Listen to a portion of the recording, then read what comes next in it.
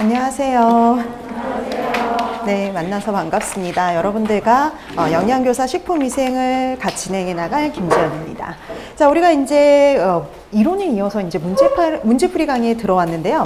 그러니까 우리가 이제 3, 4, 5 이론 강의 진행하고 그다음에 한 달 쉬었다가 이제 7월부터 이렇게 문제풀이 강의에 들어왔는데요. 그래서 여러분들이 보면은 이론 강의하고 한 달 정도 여유는 있었죠. 근데 그 여유 있는 한 달 동안 모든 과목을 완벽하게 되게 복습하기에는 좀 시간이 좀 부족하지 않았나 싶어요. 그래서 여러분들이 이 문제풀이 강의를 지금 문제집을 한번 보셨을 거예요. 그렇죠? 그러니까 문제풀이 이 문제가 단원별로 구성이 되어 있어요. 우리 이론했던 거 그대로요. 그래서 우리가 보면은 이 문제풀이 강의는 이렇게 또 새로운 걸 다시 공부한다 이런 게 아니라요. 이 단원별 문제풀이를 통해서 여러분들이 이론에서 했던 내용을 다시 한번 복습하는 시간이라고 생각을 하시면 좋을 것 같아요. 그래서 이 마지막 복습이라 생각하시면 돼서 마지막 이 복습 시간을 통해서요. 완벽하게 다 여러분 것들로 소화를 좀 시키는 그런 시간이 되었으면 좋겠습니다.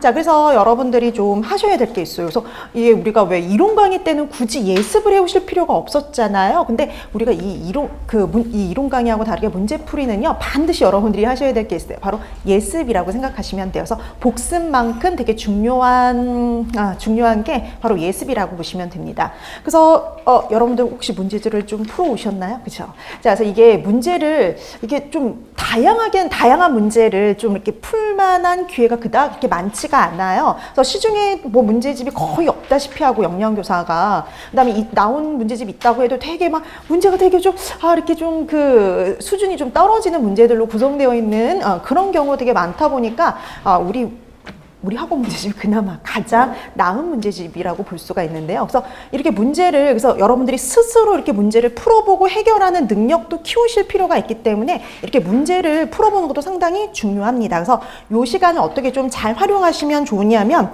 우리가 보면은, 우리가 이제 이게 예습만큼 복습도 중요하죠. 그래서 예습 50%, 복습 50%. 그래서 이게 예습과 복습이 잘 어우러졌을 때 이제 여러분들이 이 강의를 100% 좀 활용하실 수 있다라고 보는데요.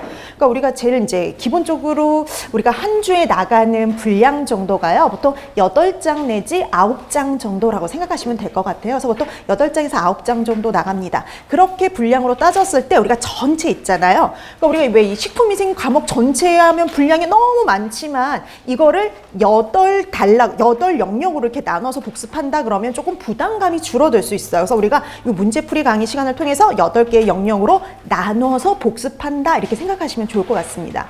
자, 그래서 여러분들이 해주셔야 될 게 바로 뭐냐면은요, 강의 오시기 전에 항상 그 8장, 9장에 해당하는 이론을 먼저 꼭 복습하시는 거예요.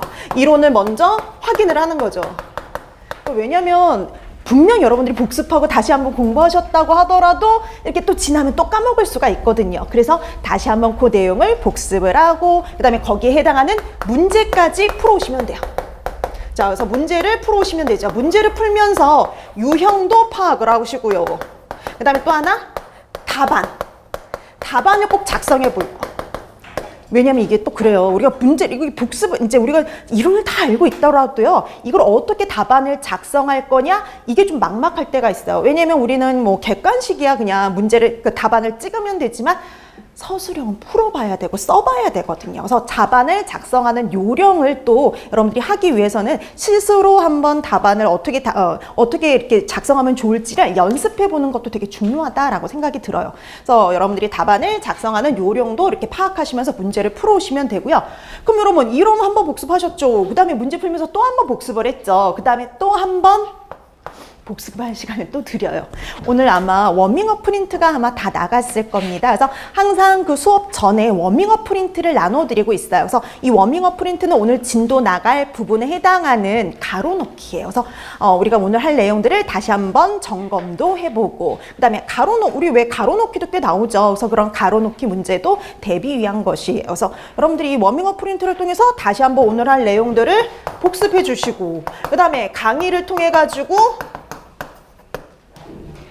복습한 내용들이 제대로 복습이 되었는지, 답안을 제대로 작성해 왔는지, 이런 것들을 파악하는 시간이에요. 그래서 강의 시간에 답안을 다 이렇게 받아줬고 이렇게 하면 받아쓰기 시간밖에 되지가 않죠. 그래서 되도록이면 여러분들이 이런 걸 다 잘 복습을 해 오셔가지고요. 강의 시간을 잘 활용해 주시면 되고요. 그래서 틀린 부분, 더 보완해야 될 부분, 이런 것들을 파악하는 시간으로 활용하시면 좋을 것 같아요. 그래서 답안을 작성하는 요령, 그 다음에 부족한 부분을 어떤 내용을 더 보충할 건지를 파악하는 그런 시간이 되시면 되고요. 그 다음에 이제 마지막 여러분들이 집에 가셔서 그날 했던 내용을 복습을 다시 해주시면 벌써 이게 5번이 돌아간 거잖아요. 같은 영역을 5번 정도 돌리면, 그러니까 우리가 한 번에 완벽하게 이제 뭐 아무리 복습을 한다고 하더라도 조금 시간이 지나면 까먹죠. 당연히 까먹는데 한 5번 정도 반복을 하면 한 번 반복했을 때보다 훨씬 기억하는 양이 많아질 수밖에 없어요. 그래서 되도록이면 이렇게 잘 활용을 하셔서 수업을 이렇게 100%좀 활용해 주시면 좋을 것 같습니다.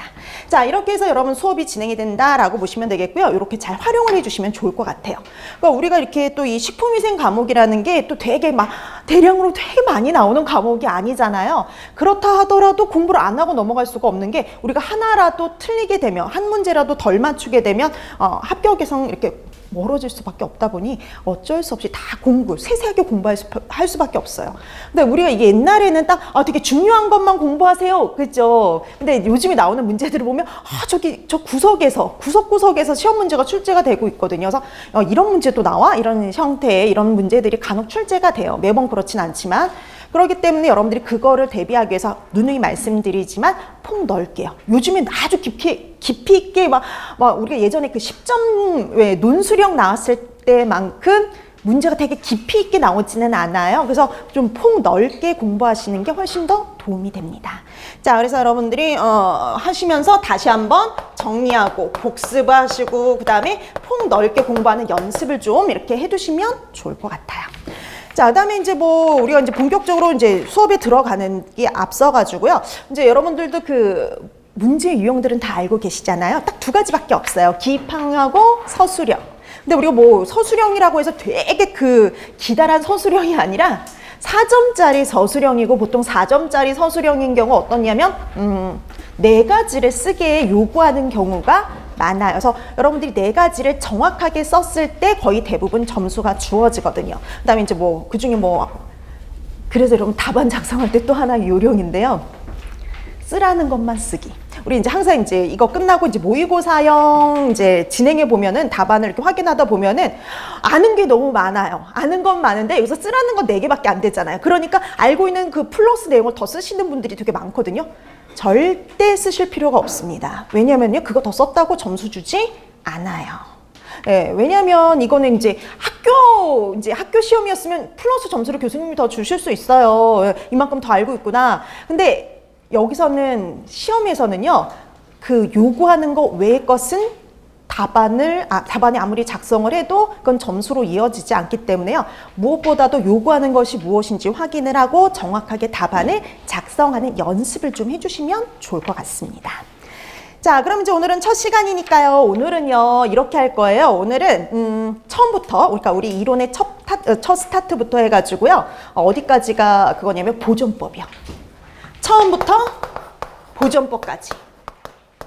오늘 실강을 듣는 분들은 미리 이렇게 좀 문제를 풀어오신 분들도 있을 거고 한데, 동영상 강의를 수강하시는 분들은 보존법까지 이제 수강 좀 복습을 안 했다 그러면은 잠깐 동영상 강의를 스톱해 주시고 먼저 복습하고 문제 푼 다음에 강의를 수강해 주시면 좋아요. 그다음에 또 동영상 강의를 듣는 분들도요, 이 실강하고 똑같이 3강, 우리 항상 3강씩 수업이 진행이 되니까 3강씩 끊어서 강의를 수강하시게 되면 워밍업 프린트가 똑같이 이렇게 진행이 되니까요. 그걸 잘 활용해 주시면 좋을 것 같습니다. 자, 그래서 오늘은 처음부터 보존법까지 해가지고 관련된 내용들을 먼저 워밍업을 통해서 확인을 하고 그 다음에 문제로 들어가도록 할게요. 자, 그럼 먼저 나눠드린 워밍업 프린트부터 봅니다. 자, 첫 번째 1번부터 보실까요? 우리 위의 요인을 나눴었잖아요. 자, 우리가 이 위의 요인을 내인성, 외인성, 유기성 이렇게 분류를 했었는데 그 중에서 이 요인은요, 식품 자체에 함유되어 있는 유독 유해 성분과 생리적 작용에 영향을 미치는 성분들이 바로 이 위의 요인에 해당되네요. 당연히 내인성, 그죠? 식품 자체에 독성분이 함유되어 있는 경우는 내인성이죠.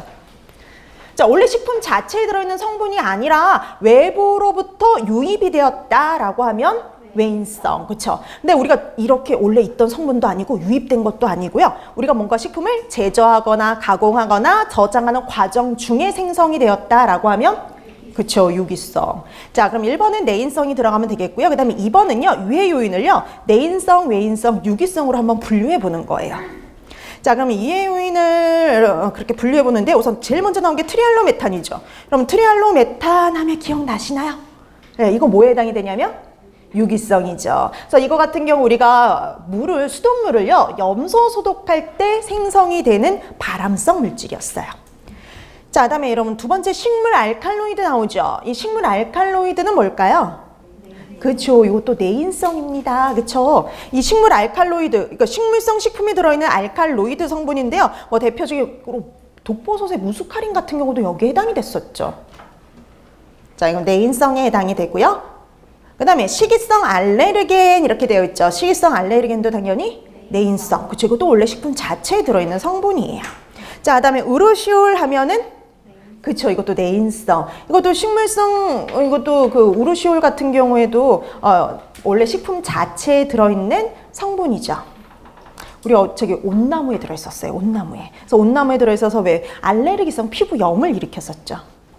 자, 그 다음에 기생충 하면은 이거는 그렇죠. 외인성, 외부로부터 유입이 되는 경우예요. 자, 시고아톡신 하면 이거는 그렇죠. 내인성이에요. 원래 식품 자체에 산호초에서 그런 데 살고 있는 독이 있는 생선, 물고기들에게서 발견될 수 있었죠.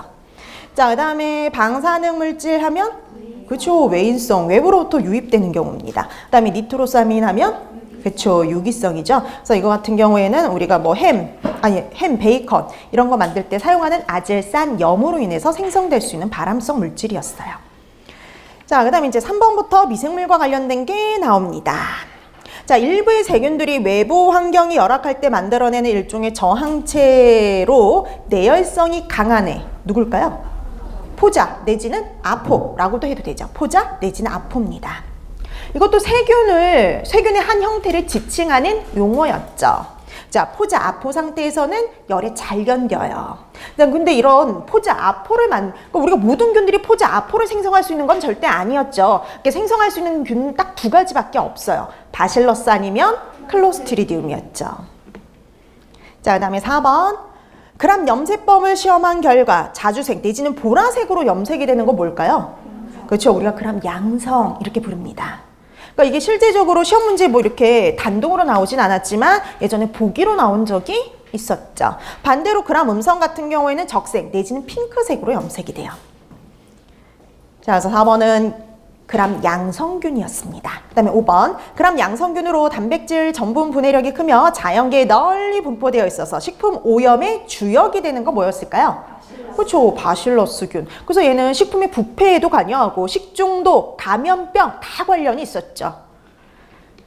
자, 다음에 6번 거미줄 곰팡이, 일명 거미줄 곰팡이라고도 불리고 빵곰팡이, 특히 빵이 잘 피기 때문에요. 일명 빵곰팡이라고도 불리며 식품의 변폐에 관여하는 것은 그렇죠. 리조푸스입니다. 리조푸스. 자, 그 다음에 7번. 식품이 흔히 볼 수 있는 푸른곰팡이 하면 벌써 나오죠. 푸른곰팡이 하면 당연히 페니실리움, 그렇죠. 페니실리움입니다. 자, 그래서 얘 같은 경우 과일이나 건조식품의 변폐에도 관여를 하지만 치즈 숙성이라든지 항생제 제조 같은 데에도 이용이 됐었죠. 자, 그래서 7번은 페니실리움이 들어가면 되겠고요. 그 다음에 8번.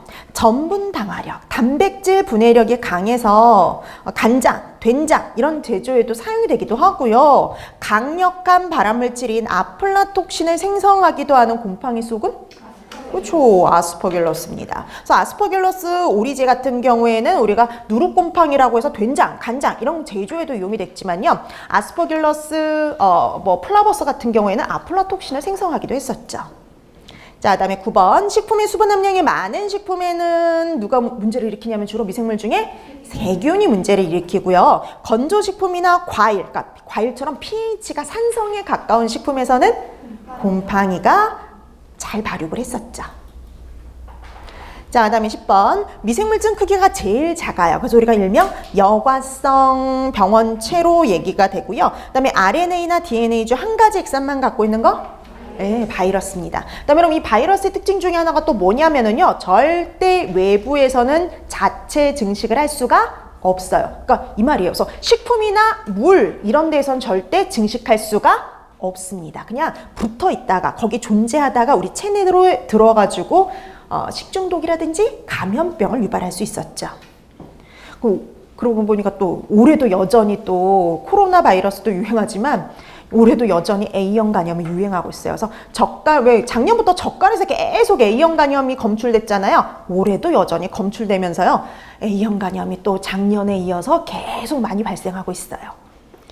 자, 그래서 이렇게 바이러스 같은 경우에는 식품이나 물에서 증식하지는 않지만 그런데 존재하다가 우리 체내에 들어와서 식중독이나 감염병을 유발할 수 있다라고 생각해 주시면 됩니다. 자, 그다음에 11번 저온에서 단백질 분해량과 지질 분해력을 갖고 있어서요. 냉장식품의 부패에 관여하며 어패류의 우점종이기도 한 거? 그렇죠. 슈도모나스 저온성 부패균의 대표적인 거 슈도모나스입니다.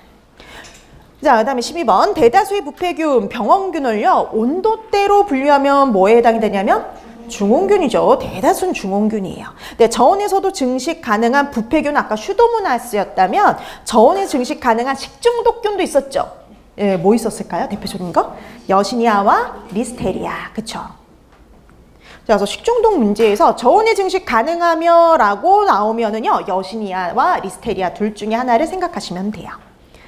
자, 그 다음에 13번 그람 양성의 아포를 형성하는, 여러분 그람 양성의 아포를 형성한다 그러면 딱 둘 중에 하나입니다. 바실러스 아니면 클로스트리디움인데요. 얘네들은 산소 요구성이 어때요? 달랐어요. 자, 편성 혐기성이다 라고 하면 그렇죠. 클로스트리디움.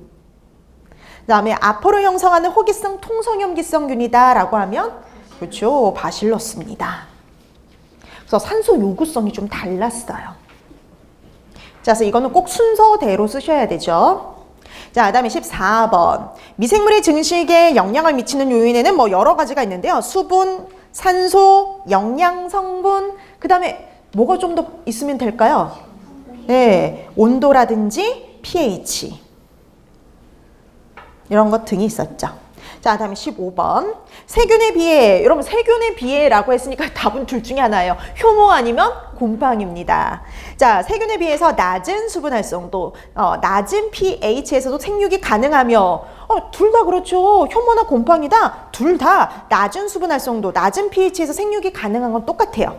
그리고 산성식품이나 발효식품의 숙성과 부패에도 관여하기도 하나 다른 미생물에 비해 식중독에 대한 위험도가 가장 낮은 편이다. 식중독의 위험도가 가장 낮은 건 누굴까요? 효모죠. 그렇죠. 효모는 뭐 식품의 변질 이런 데 약간 관여를 하죠. 근데 질병을 일으킬 정도는 아니에요. 근데 곰팡이는 곰팡이 독에 의해 가지고 식중독을 유발할 수 있었죠. 자, 15번에다 효모가 들어가면 됩니다. 그 다음에 16번. 유기산, 어떤 유기산은요? 손쉽게 세포막을 통과하며, 여러분 우리가 손쉽게 세포막을 통과할 수 있는 유기산은 뭐였어요? 그렇죠. 비해리형, 뭐 아니면 비해리성 유기산들이었죠. 그래서 이런 비해리성 유기산들은요, 손쉽게 세포막을 통과해서 세포 내로 투입이 될 수가 있기 때문에 세포 안쪽의 pH를 낮춰서 생육을 저지할 수 있었죠. 자, 그 다음에 17번. 미생물에 이용 가능한 수분의 비율을 우리가 수분활성도라고 얘기를 합니다. 자, 미생물의 발육을 위한 발육 가능한 최저 수분활성도를 비교하면은요, 제일 많은 수분을 요구하는 게 세균이고요. 그 다음이 효모 그리고 곰팡이 순이었죠. 근데 그거보다 이제 이거보다 훨씬 가장 낮은 수분활성도의 생육 가능한 건 내삼투합성 효모였어요. 그게 얼마였어요? 0.6. 0 내지 뭐 0.61 책에 따라 좀 다르긴 한데 0.60 내지는 0.61이었습니다. 근데 이런 것도 있었죠. 원래 세균은 0.90 내지는 0.91 이상이어야 돼요. 그렇죠? 근데 이 세균 중에도 0.85 이상에서 생육 가능한 애들이 있었어요. 그렇죠? 뭐였냐면 그렇죠. 황색포도상구균. 그런 특이한 예외적인 케이스도 존재를 하긴 했습니다. 자, 그다음에 18번. 미생물 증식에 산소를 절대적으로 요구하는 균을 우리가 뭐라고 그러냐면 호기성. 그쵸, 호기성이에요. 자, 그래서 절대적이라는 말이 붙으면 편성을 붙여도 됩니다. 자, 그다음에 대기 중에 산소 분압보다 낮은 분압일 때 잘 생육하는 균 하면은 그렇죠, 미호기성. 그래서 원래 우리가 공기 중에 산소 분압이 한 20% 정도 되는데 한 1 내지 10% 정도의 적은 양일 때, 미미할 때 잘 자란다 그래서 미호기성이라고 얘기를 하죠. 이 미호기성 우리가 공부한 것 중에 딱 하나 있어요. 그렇죠? 뭐였어요? 그렇죠, 캠필로박터균입니다. 자, 식중독균인 딱 캠필로박터균이 우리가 공부한 것 중에 대표적인 미호기성이었죠. 자, 그다음에 19번. 잼과 같이 어떤 효모는 잼과 같이 당함량이 높은 식품에서 증식해서요 거품을 발생하기도 하고 알코올 냄새가 나기도 하는 거? 그렇죠, 내삼투압성 효모. 그럼 우리가 잼이라든지 여러분 생각해보면 이렇게 담함량이 높은 식품의 대표적인 거 잼 같은 거, 청 같은 거, 요즘에 과일청 많이 담잖아요. 그럼 과일청이나 잼 이런 것들이 여기에 해당이 되는데 우리가 간혹 이런 청 같은 거 잘못 담았을 때요 뚜껑을 열면 알코올 냄새 확 나는 경우 있거든요. 그때 변질이 발생을 하는데 이게 어떤 효모 때문이냐면 내삼투압성 효모 때문이죠. 그러니까 일반적인 균들은 그런 데에서 삼투압이 높기 때문에 절대 증식을 할 수가 없어요. 그래서 삼투압이 높은 데서 잘 견디는 이 내삼투압성 효모가 이런 데서 문제를 일으키죠. 자, 그다음에 20번. 세균의 증식 곡선 그랬습니다. 그래서 세균의 증식 곡선 처음에는 균수의 변화가 거의 없는 시기가 있죠. 그때를 유도기라고 하고 그 다음에 유도기가 다 끝나면 그 다음은 이제 막 기하급수적으로 증가하는 시기를 대수기라고 하고요. 대수기 다음은 그렇죠, 정지기. 새로 생겨나는 균수와 사멸하는 균수가 같아져가지고요. 이렇게 우리가 겉으로 봤을 땐 균수의 증가가 없는 것처럼 보이는 시기가 정지기. 그리고 마지막 사멸기로 구성이 되어 있습니다. 그 중에 균수의 증가와 감소가 같아서 균수가 더 이상 증가하지 않는 시기를 그렇죠, 정지기라고 얘기를 하죠.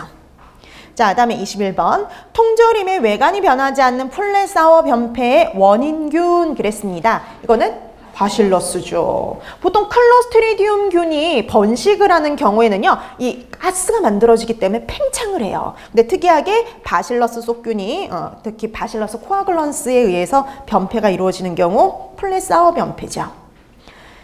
자, 그래서 21번에는 바실러스 들어가면 되겠고요. 그 다음에 22번. 장내 세균과이며, 우리 장내 세균과다라고 하면 뭐가 있었냐면요.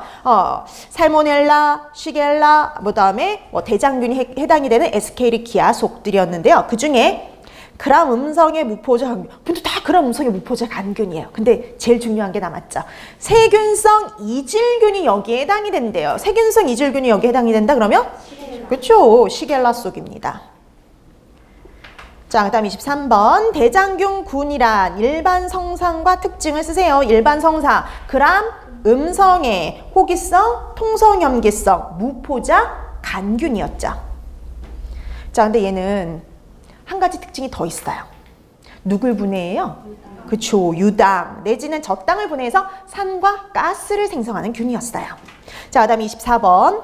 냉동식품에서 장시간 생존이 가능하기 때문에요. 냉동식품의 오염 지표균으로 주로 활용되는 거? 그렇죠, 장구균입니다. 그 다음에 25번. 분변계 대장균으로는 누가 가장 대표적이며, 그러니까 우리가 왜 지금 아까 몇 번이죠? 23번처럼 그람 음성의 호기성, 통성염기성, 무포자 간균에다가 유당을 분해서 산과 가스를 생성하는 균들을 다 묶어서 우리가 뭐라고 그랬어요? 대장균 군으로 묶었죠. 이렇게 군으로 묶으면 하나가 아니라 여러 개라고 보시면 돼요. 자, 그럼 이런 애들이 되게 많은데 그 중에 일부는 그냥 물이나 토양에 존재하는 애들도 있어요. 그래서 조금 더 관련성, 분변 오염과의 관련성을 높이기 위해서 우리가 뭘 따로 검사할 수도 있냐면 분변계 대장균군을. 그래서 이 분변계 대장균군이 분변 오염의 지표로서 좀 더 정확할 수가 있죠. 근데 알고 보니까 이 분변계 대장균군의 가장 대표적인 균이 뭐예요? 대장균이요. 이콜라이라고 보시면 됩니다. 대장균. 이콜라이가 가장 대표적이죠. 자, 그래서 25번에는 대장균, 내지는 이콜라이가 들어가면 되겠습니다. 그 다음에 주로 사람이나 동물, 연율동물의 장관에 존재하므로 이 균의 존재는 분변의 오염을 나타내죠, 보통. 자, 그 다음에 26번. 누구는 누구에 비해서 비교적 분리 고정이 쉽고, 우리가 이 비교적 그렇게 분리 고정이 쉬운 건 누구겠어요? 대장균 군이죠. 그래서 대장균 군은 장구균에 비해서요 비교적 분리 고정이 쉽고, 그다음에 외계에서 저항성이 약하고, 그다음에 식품 매개 장관계 병원균과의 관련성은 일반적으로 큰 편이었죠. 자, 그래서 이것도 순서대로 들어가야 되죠. 대장균, 균이 먼저, 그다음에 장구균이 들어가야 됩니다. 그다음 27번 단백질 식품이 위생물에 의해서 분해되어 악취, 유해 물질이 생성되는 현상. 단백질이 분해되는 거는 그렇죠, 부패. 그다음 28번 지질이 호기성 상태에서 분해되는 건 네, 산패라고 얘기를 하고요. 당질이나 지질이 혐기적인 상태에서 분해되어 비정상적인 맛과 냄새가 나는 현상은 그렇죠, 변패라고 얘기를 합니다. 자, 그 다음에 29번 부패 생성물에는 뭐 이런 거에다가 메르캅탄, 인돌, 스카톨, 페놀 뭐 등등등이 있다. 대표적으로 빠진 거 뭐 있을까요? 뭐 암모니아, 아민, 황화수소 이런 것들이 있죠. 뭐 구체적으로 아민에는 또 여러 가지 종류가 있었어요.